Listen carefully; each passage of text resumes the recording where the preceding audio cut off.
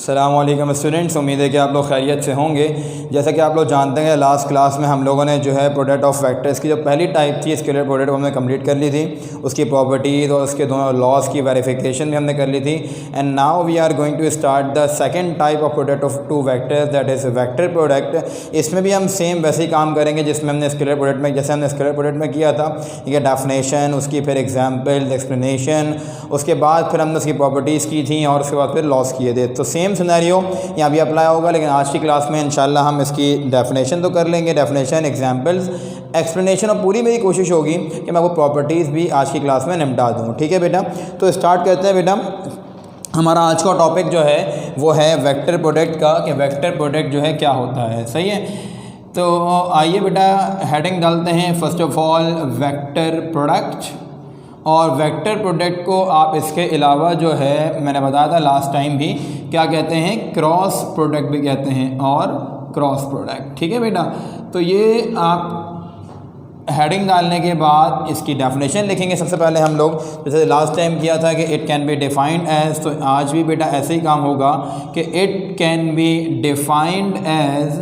हम जानते हैं बेटा कि जब भी दो वेक्टर्स मल्टीप्लाई हों और क्वांटिटी स्केलर बन जाए तो ऐसा प्रोडक्ट कहलाता है स्केलर प्रोडक्ट। ठीक है, लेकिन यहाँ पर क्या है, वेक्टर प्रोडक्ट की बात कर रहे हैं, तो इसका मतलब क्या होगा कि जब दो वेक्टर्स मल्टीप्लाई होंगे और आंसर हमारे पास क्या आ जाए, तीसरी क्वांटिटी वेक्टर आ जाए, तो इसका मतलब ये होगा कि जनाब ऐसा प्रोडक्ट क्या कहलाता है, वेक्टर प्रोडक्ट कहलाता है। तो आप क्या लिखेंगे कि when two vectors multiply with each other, when two vectors multiplied with each other, और मल्टीप्लाई होने के बाद यानी कि जो आंसर आए multiplied with each other, the answer may be a vector. अगर आपके पास वेक्टर आ जाता है यानी कि the answer may be a vector, तो such product is called vector product. क्या कहलाता है बेटा वो, such product is called vector product. समझ में आई बात ये वाली।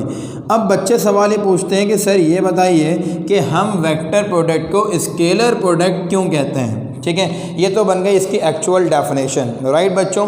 अब सवाल ये होता है कि sir why vector product is called cross product. ठीक है ना, तो अब क्रॉस प्रोडक्ट क्यों कहते हैं, हमने लास्ट टाइम इस तरह किया था कि जनाब वहाँ हम बीच में डॉट लगाते हैं, यहाँ पे क्या लगाओगे तो हम जाहिर के क्रॉस लगाओगे। तो क्या लिखेंगे बेटा, यहाँ पर हम एक बात के लिखेंगे अक्रॉस, और क्रॉस कैसे बनता है, इस तरीके से, a cross is placed in between two vectors, that's why हमारे पास ये प्रोडक्ट क्या कहलाता है, a cross is placed in between two vectors which are multiplied together, in between two vectors which are multiplied together, और you can say के multiplied with each other, दोनों बातें सही होंगी। ठीक है, दैट्स वाई हमारे पास ये प्रोडक्ट बेटा क्या कहलाता है, ये कहलाता है हमारे पास क्या, cross product. That's why it is called cross product. ठीक है भाई, ये वाली बात समझ में आ गई आप लोगों के।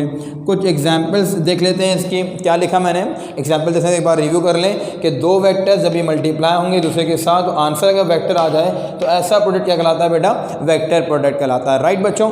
अच्छा, फिर कहते हैं कि वेक्टर प्रोडक्ट जो है वो क्रॉस प्रोडक्ट क्यों कहलाता है, इसलिए कहलाता है कि जो दो वेक्टर्स को मल्टीप्लाई करवा रहे हो ना, उनके दरमियान क्या लगाते हो, क्रॉस लगाते हो। That's why this vector product is called cross product. अगर मैं एग्जाम्पल्स की बात करूँ इसकी अगर हम इसकी एग्जाम्पल्स की बात करें तो जैसे वहाँ पर बेशुमार एग्जाम्पल हमारे पास थी, हमने सिर्फ दो डिस्कस की थी, यहाँ भी हम दो ही डिस्कस करेंगे। ठीक है, वो कैसी कि हम मैट्रिक क्लास में टॉर्क पढ़कर आए हुए हैं। क्या पढ़ के आए हुए बेटा, टॉर्क पढ़कर आए हैं। टॉर्क क्या होता है, फोर्स इनटू डिस्प्लेसमेंट। वर्क भी था फोर्स इनटू डिस्प्लेसमेंट, यहाँ बस डिस्प्लेसमेंट का नाम चेंज है, हम यहाँ डिस्प्लेसमेंट कहते हैं फोर्स आर्म या फिर कहते हैं मोमेंट आर्म। ठीक है, तो यहाँ पर लेकिन फोर्स और टॉर्क, फोर्स और मोमेंट आर्म को जब मल्टीप्लाई करवाते हैं तो जो नई क्वांटिटी बनती है टॉर्क, उसकी भी डायरेक्शन होती है। जब आपके पास दो वेक्टर्स मल्टीप्लाई करवाने के बाद तीसरा भी एक ऐसी क्वांटिटी आ जाए जिसकी डायरेक्शन हो लेकिन वो वेक्टर हो, तो क्या कहलाएगा, वो वेक्टर प्रोडक्ट कहलाएगा। दैट्स वाई तुम यहाँ पे क्या लिखोगे, यहाँ तुम लिखोगे ठीक है, द वेक्टर फोर्स एफ। तुम्हारे पास जो वेक्टर है, फोर्स का जो वेक्टर है, ठीक है, फोर्स का वेक्टर लो और इसके अलावा मोमेंट आर्म का वेक्टर लो, एंड मोमेंट आर्म, और मोमेंट आर्म को हम आर से भी शो करते हैं, डी से भी शो करते हैं। तो हम यहाँ पर शो करते हैं बेटा उसको डी से शो करते हैं, यहाँ पर मैट्रिक में डी से पढ़ कर आए हैं, ठीक है। एंड डी इज़ टॉर्क, और टॉर्क को सब जानते हैं कि टॉ से जो है वो रिप्रेजेंट किया जाता है, और टॉ जो है वो ऐसे बनता है, उसके ऊपर क्या आ जाएगा बच्चों, एरो आ जाएगा। तो आप इस चीज़ को कैसे लिख सकते हैं मेरा बेटा, इसको लिख सकते हैं ना कि torque is equals to F cross d, ठीक है। ये भी वेक्टर, ये भी वेक्टर, और तीसरा बना ये आपके पास क्या हो जाएगा, वेक्टर क्वांटिटी हो जाएगी। फिर आप लोग चैप्टर नंबर 4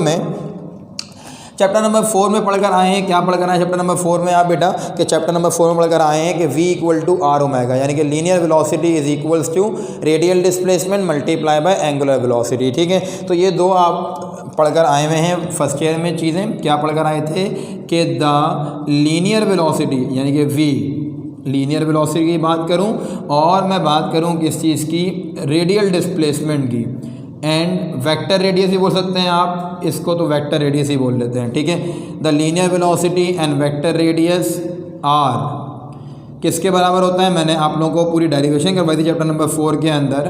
क्या थी बेटा, वो इज़ आपके पास एंगुलर वेलोसिटी, जिसको आप किससे करते हैं रिप्रेजेंट, ओमेगा से करते हैं रिप्रेजेंट, और ओमेगा भी तुम्हारे पास क्या है, एंगुलर वेलोसिटी तो है, लेकिन ये वेक्टर क्वांटिटी भी है। तो आप इस चीज़ को कैसे लिख सकते हैं कि omega is equals to r into v या वी इंटू आर, दोनों बातें बिल्कुल ठीक होंगी, ठीक है। तो हम क्या पढ़ कर आए थे, v equal to r omega, sorry यहाँ पर तुम्हारे पास क्या हो जाएगा, ये तुम्हारे पास बन जाएगा the linear velocity and vector product, यहाँ आएगा तुम्हारे पास द एंगुलर वेलोसिटी। एक छोटी मिस्टेक कर दी हमने, वो ये कि the angular velocity and vector radius r is linear velocity v. थोड़ी सी वर्डिंग में इशू हो गया था, तो ये लीजिए सही कर देते हैं। क्या बन गया, द एंगुलर वेलोसिटी ओमेगा, यानी कि ये आपके पास बराबर किसके होती है, v is equals to r cross omega. समझ आ गई बात ये वाली, ठीक है जनाब। उसके बाद फिर तीसरी क्वांटिटी हमारे पास क्या है, तीसरी क्वांटिटी हमारे पास है the angular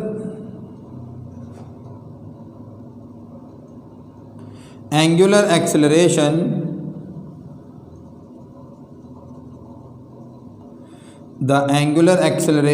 alpha and vector radius r is, अब कैसा बनेगी बेटा, वो लीनियर एक्सेलरेशन। ये भी वो डेरिवेशन है जो आप चैप्टर नंबर 4 में पढ़कर आए थे, यानी कि a equal to r alpha, ठीक है। इसको भी लिख लेते हैं हम। तो यहाँ 3 एग्जाम्पल में से कोई 2 भी लिख लेंगे आप लोग पेपर में तो काफ़ी होगा, आर क्रॉस एल्फा।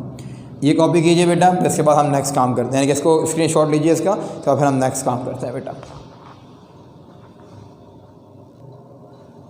अच्छा बच्चों, आई होप सो कि आप लोगों ने इसका स्क्रीनशॉट ले लिया होगा, ठीक है। अब हम इसके बाद जो है इसकी एक्सप्लेनेशन देखते हैं। देखें एक बार फिर डिस्कस कर लें कि आपके पास क्या होता है वेक्टर प्रोडक्ट, जब भी 2 वेक्टर्स मल्टीप्लाई हों, आंसर हमारे पास क्या आ जाए, वेक्टर आ जाए, तो ऐसा प्रोडक्ट क्या कहलाता है बेटा, वेक्टर प्रोडक्ट कहलाता है। अब वेक्टर प्रोडक्ट को हम क्रॉस प्रोडक्ट क्यों कहते हैं, इसलिए कहते हैं क्योंकि 2 वेक्टर जो मल्टीप्लाई हो रहे हैं उनके दरमियान क्या लगाया हुआ है आपने, क्रॉस लगाया हुआ है, that's why this product is called cross product. फिर मैंने बात की एग्जाम्पल की बात कैसे की हमने, कि जनाब फोर्स और मोमेंट आर्म को मल्टीप्लाई करवाओ तो थर्ड क्वांटिटी क्या बनेगी, टॉर्क बनेगी। टॉर्क में हमारे पास क्या है, वेक्टर क्वांटिटी है। चैप्टर नंबर 4 में पढ़कर आए आप लोग, क्या पढ़कर आए थे कि the angular velocity omega and vector radius r, इसलिए वेलोसिटी देखें वेक्टर रेडियस आर और एंगुलर वेलोसिटी को मल्टीप्लाई करवाइए, क्या बन जाएगा आपके पास, लीनियर वेलोसिटी बन जाएगा, ठीक है। उसके बाद फिर आप एंगुलर एक्सेलरेशन एल्फा और कराएं मल्टीप्लाई, किसको मल्टीप्लाई करवाइए, इसके अलावा वेक्टर रेडियस को मल्टीप्लाई करवाइए। जो आंसर आपके पास बनेगा वो क्या होगा, वो आपके पास होगा बच्चों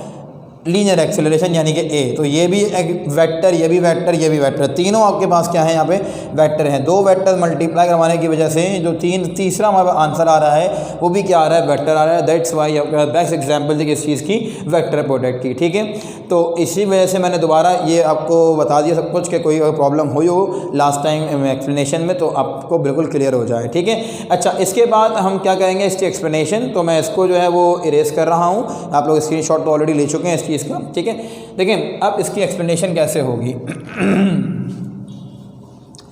दो वेक्टर हमारे पास हैं, फॉर एग्जांपल फर्ज कर लें कि एक वेक्टर है ए, एक वेक्टर है बी हमारे पास, ठीक है। एक वेक्टर क्या है बच्चों, ए है, दूसरा वेक्टर क्या है हमारे पास, बी है। तो हम क्या लिखेंगे, हेडिंग डालते हैं सबसे पहले एक्सप्लेनेशन की हेडिंग डालने के बाद बच्चों आप कंसीडर कर लिया आपने कि आपके पास you have two vectors, mean consider two vectors A and B, ठीक है। दो वेक्टर्स तुम्हारे पास आ गए, वेक्टर ए आ गया और वेक्टर बी आ गया, ठीक है। अब तुम इनका निकालना चाहते हो क्या, वेक्टर प्रोडक्ट। कैसे निकालोगे, the vector product can be given as, the vector product of these two vectors can be given as, of these two vectors can be given as, कैसे निकलेगा बच्चों। अब देखिए फ़र्ज़ करें कि ये आपके पास है एक वेक्टर क्या है बेटा आपके पास, ये एक वेक्टर है ठीक है, और दूसरा वेक्टर आपके पास है कौन सा, वेक्टर ए, ठीक है भाई।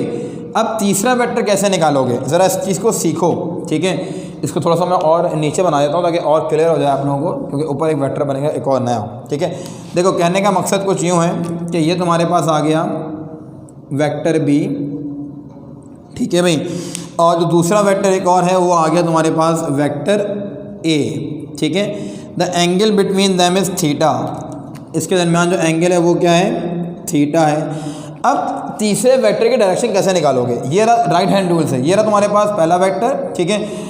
अब क्या करो कि इस वेक्टर की प्रोजेक्ट, इसके वेक्टर का इससे प्रोडक्ट निकालने के लिए अपनी फिंगर्स को कर्ल कर लो, इसकी तरफ कर लो बी की तरफ, ठीक है। तुम्हारा थंब कहाँ आएगा, आउटवर्ड आएगा। इसका मतलब क्या होगा कि जब ए प्रोजेक्ट हो रहा है बी की तरफ, तो जो तीसरा वेक्टर बन रहा है उसकी डायरेक्शन तुम्हारी तरफ है। जब बी जो है आपके पास प्रोजेक्ट हो रहा है किसकी तरफ, ए की तरफ, यानी कि बी की डायरेक्शन ए की तरफ है, तो जो तुम्हारे पास नया वेक्टर होगा वो कैसा होगा, इन टू द पेज होगा, यानी कि बोर्ड के अंदर की तरफ होगा, ठीक है। यानी और दोनों सूरतों में, चाहे बी और ए का प्रोडक्ट लें, चाहे ए और बी का प्रोडक्ट लें, तो तुम्हारे पास जो आंसर आएगा, तीसरा वेक्टर जो बनेगा वो होगा परपेंडिकुलर, ठीक है। वो क्या होगा बेटा, परपेंडिकुलर। तीसरा वेक्टर क्या आ गया तुम्हारे पास, सी आ गया। समझ आ गई बात ये वाली। और इस सी जो है, जो नया वेक्टर बना है, इसका मतलब ये है कि ये नया वेक्टर इन दोनों के परपेंडिकुलर है। जब इन दोनों के परपेंडिकुलर है, जरा सुनना बात को गौर से, जब इन दोनों के परपेंडिकुलर है तो मतलब क्या होगा कि परपेंडिकुलर मतलब क्या होता है, साइन थीटा। अब देखो कितनी प्यारी बात है, हम ये भी कह सकते हैं ना कि बी वेक्टर जो है इस टाइम एक्स और वाई एक्सिस के बीच में मौजूद है। ये रहा तुम्हारे पास एक्स एक्सिस, ये रहा तुम्हारे पास वाई एक्सिस। वहाँ पर बी का जो कंपोनेंट था एक्स एक्सिस पे कौन सा था, तुम्हारे पास था B cos theta, that's why A dot B equal to A B cos theta होता है। लेकिन यहाँ पर बी जो वेक्टर तुम्हारे पास है, जो बी वेक्टर तुम्हारे पास है यहाँ पर, ठीक है, उसका जो कंपोनेंट वर्टिकल कंपोनेंट होगा, ठीक है, जो वर्टिकल कंपोनेंट होगा वो बेसिकली कहाँ प्रोजेक्ट करेगा, इसके ऊपर प्रोजेक्ट करेगा।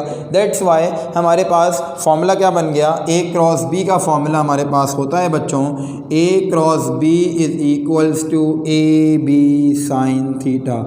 साइन क्यों आया, क्योंकि नए वेक्टर जो आया है, नया वेक्टर जो जनरेट हुआ है, ठीक है, उसकी जो तुम्हारे पास मैग्नीट्यूड, उसका जो तुम्हारे पास डायरेक्शन है वो ए और बी दोनों पे कैसी है, परपेंडिकुलर। सी जो है बेसिकली क्या है, ए क्रॉस बी है।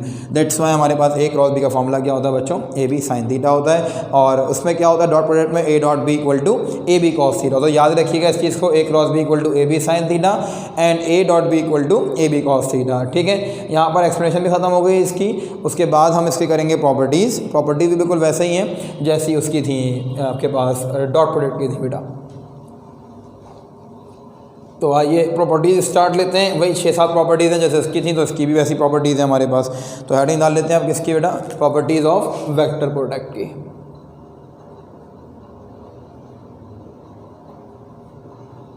Properties of vector product, right. First of all तो हम ये लिखेंगे जो इसे वहाँ लिखा था, लॉस की बात की थी, यहाँ भी लॉस की बात करेंगे। नंबर 1 इसमें हम क्या कहेंगे बेटा कि जो हमारे पास वेक्टर प्रोडक्ट होता है, vector product does not obey commutative law, does not obey commutative law, commutative law को ये ओबे नहीं करता। क्यों नहीं करता?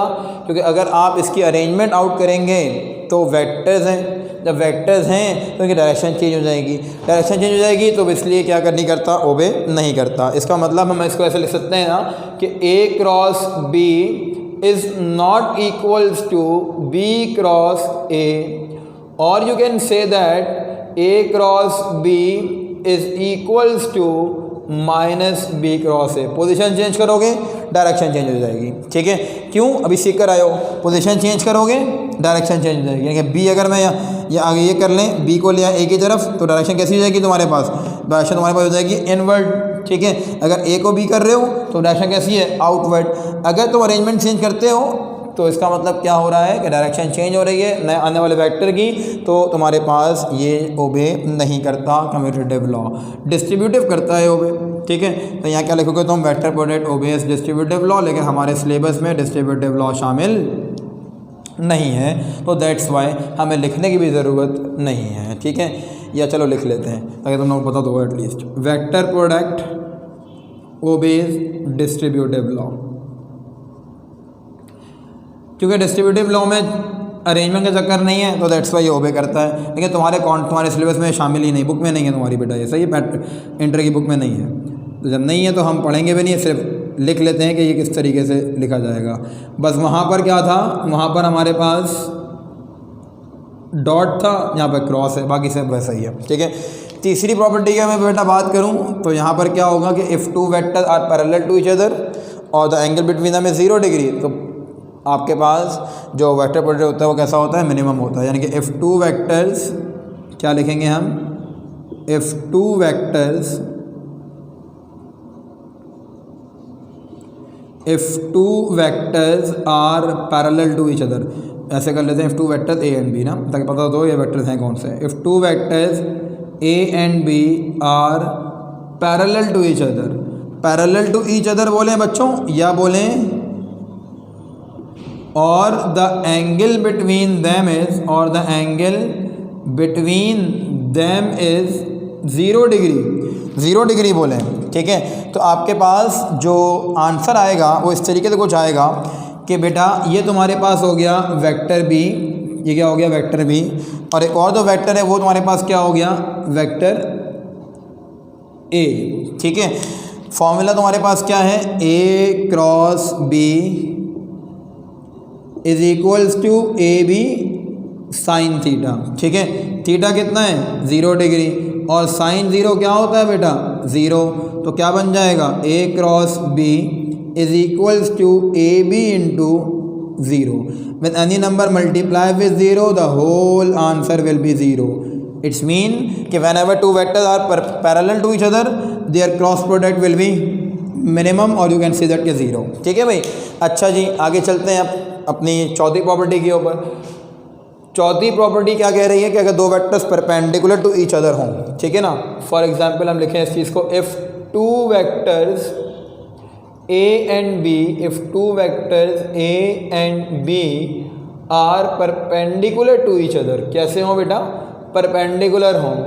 अब साइन थीटा है, परपेंडिकुलर होंगे तो मैक्सिमम होगा, are perpendicular to each other, और यूं कह लो कि और the angle between them is, और the angle between them is how much, 90 degree, then their, यूं कह लें कि then their vector product will be, then their vector product will be, आपके पास क्या होगा, मिनिमम होगा, इज मिनिमम, ठीक है। तो यहाँ भी लिख लेते हैं एक सेंटेंस, यहाँ हम लिखना भूल गए कि यहाँ लिख लेते हैं कि their vector product will be, their vector product will be maximum, their vector product will be maximum, सही है भाई। तो यहाँ ऐसे कंटिन्यू कर लेना इसको कि then their vector product will be maximum, फिर ये लिख देना, कोई टेंशन की बात नहीं है, ठीक है। बस तुम लोग पता होना चाहिए एटलीस्ट होता क्या है यहाँ पर, ये बात समझ में आ गई। अच्छा जनाब, उसके बाद फिर क्या होगा, हमारे पास A cross B is equals to A B sine theta जो है वो फॉर्मूला होता है, ठीक है। A cross B equal to A B sine theta formula होता है बच्चों।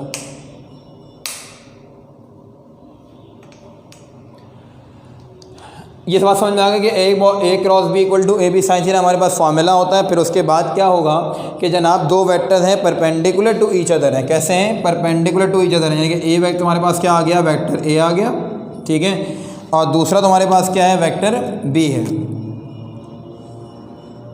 दूसरा तुम्हारे पास वेक्टर B है। तो एंगल बिटवीन देम क्या हो जाएगा बेटा, 90 डिग्री हो जाएगा।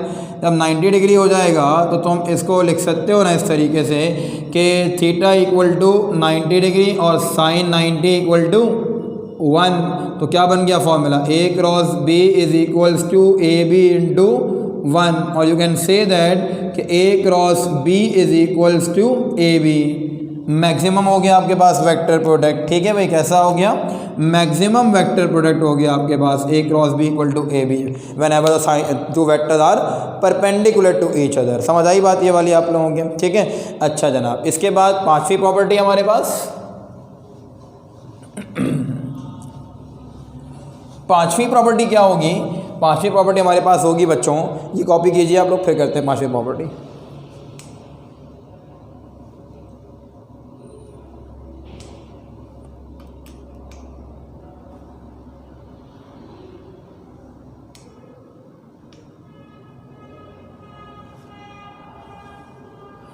अच्छा बच्चों, पांचवी प्रॉपर्टी हमारे पास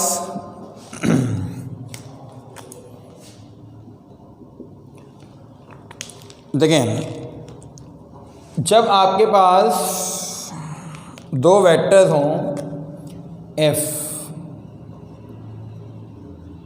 टू वेक्टर्स, या यूँ कह लें कि ठीक है, यहाँ तक मामला, पांच प्रॉपर्टीज हो गई, आखिरी है बस। For unit vectors, for unit vectors the vector product of two same unit vectors